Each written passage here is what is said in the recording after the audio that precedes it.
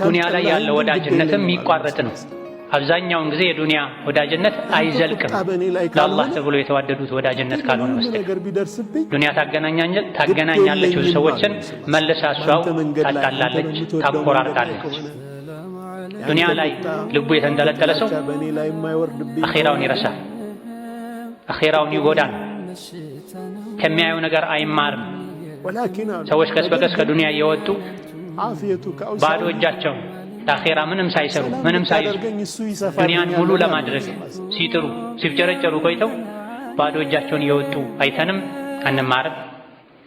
የበለጠ ለአኼራ እንጨነቅም። ዱንያ ላይ የሚያስደስቱ ነገሮች፣ የሚያኮሩ ነገሮች፣ የሚያረኩ ነገሮች ከብዙ ልፋትና ድካም በኋላ የሚመጡ ናቸው። ከመጡ በኋላም ደግሞ ይሄን ጸጋ ይሄን ኒዕማ እንዳላጣው ያሉ በጭንቀት ላይ እንዲኖሩ የሚያደርጉ ናቸው። ዱንያ ለዚህ ነው በተደጋጋሚ ቁርአን ላይ መታዕ በሚል ቃል የተገለጸችው። መታዕ ማለት ጊዜያዊ መጠቃቀሚያ ማለት ነው። አዳዲስ የሚያማምሩ የቤት ዕቃዎችን ገዝተሽ አምጥተሽ የተወሰነ ካገለገሉ በኋላ ምንም በውድ የተገዙ ዕቃዎች ቢሆኑ ዕቃ መገልገያ እንደመሆናቸው ያረጃሉ፣ መሰበር ይጀምራሉ። ዱንያም እንደዚህ ናት። ምንም ብታምር ምንም የሰው ልጅ ለፍቶ ደክሞ አጠንክሮ ቤቱን ቢሰራው ዱንያ ላይ ያለ በሙሉ መጨረሻው መበላሸት። ያ ቀውሚ ኢነማ ሃዚሂል ሐያቱ ዱንያ መታዕ ወኢነል አኺረተ ሂየ ዳሩል ቀራር። በዱንያ አትታለሉ። ዱንያ ማለት እኮ ዕቃ ናት አለ አላህ ተባረከ ወተዓላ። ወድቆ የሚሰበር ብርጭቆ ናት። ሚላላት ሚያረጅ ከጊዜ በኋላ የሚያስጠላ ዕቃ ናት ዱንያ። ጠፊ ናት። ቋሚ መኖሪያ ማለት አኼራ ናት ተብሏል። የዱንያ ሐቂቃ እንዲገባን ነው ይህ ሐሳብ ቁርአን ላይ የተደጋገሙ። ብዙ ሰዎች የአላህ ባሪያ ከመሆን ይልቅ የዱንያ ባሪያ የሆኑ ዱንያን ሲያገኙ ደስ ይላቸዋል፣ ሲያጧት ይከፋቸዋል፣ ምድር ትጠባቸዋለች፣ አላህን ይረሳሉ፣ መኖር ማይችሉ ይመስላቸዋል።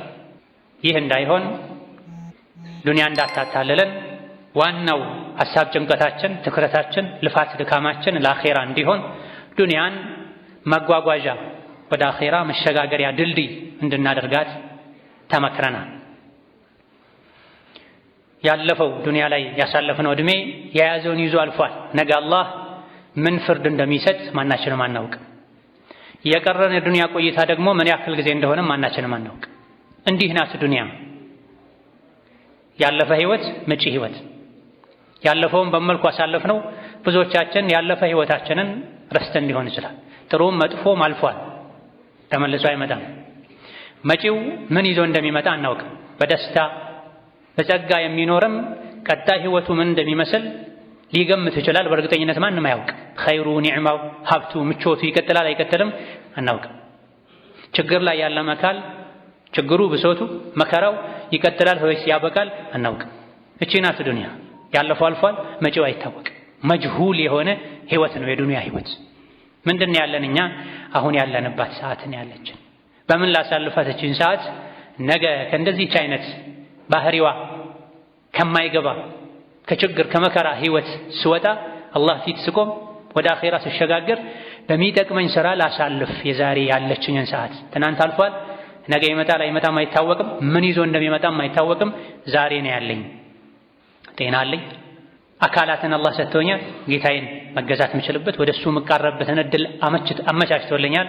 ልጠቀማት እቺን ቀን ልንል ይገባል። ቀጣይ ቀን አላህ ከሰጠን አልሐምዱሊላህ አንድ ቀን ተጨመረልኝ።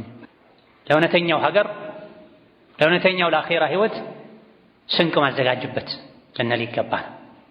ዱንያ አላህ ተባረከ ወተዓላ ዘንድ ምንም አይነት ቦታ የሌላት አላዋቂዎች የሚታለሉባት እንደሆነች ተነግሮናል።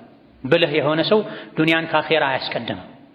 አኼራውን ለማሳመር ነው አብዝቶ የሚጨነቀው። ዱንያን ለጊዜው ለመኖር ያክል ይለፋላታል፣ ይሰራላታል። ዱንያ እንዳታታልላችሁ ፈላ ተጉረነኩሙል ሐያት ዱንያ። የማታለል ባህሪ ስላላት እኮ ነው አላህ ተባረከ ወተዓላ እንዳታታልላችሁ ብሎ ያስጠነቅቅን። ብዙ ሰው በዱንያ ተታሎ ለሶላት መሄድ ማይችልበት፣ ቤተሰብ ማይጠይቅበት፣ ሐጅ ዑምራ ማያደርግበት፣ ግማሽ ሰዓት ቁጭ ብሎ የጌታውን ቃል ቁርአንን ማያነብበት፣ የጧትና ማታ ዚክር ማይልበት፣ አይደለም የጧትና ማታ ከሶላቶች በኋላ ያሉ አዝካሮችን 3 ደቂቃ ሰጥቶ ሰከን ብሎ ልቡን ሰብሰብ አድርጎ ዝቅ ብሎ ዚክር ማለት ማይችልበት ሩጫ ውጥረት ውስጥ ገብቷል ብዙ ሰው። ዱንያ አታላዋለች ማለት ሸንግላዋለች ማለት። ይሄን የዱንያን ባህሪ ስለሚያውቅ ነው አላህ ፈላ ተጉረነኩም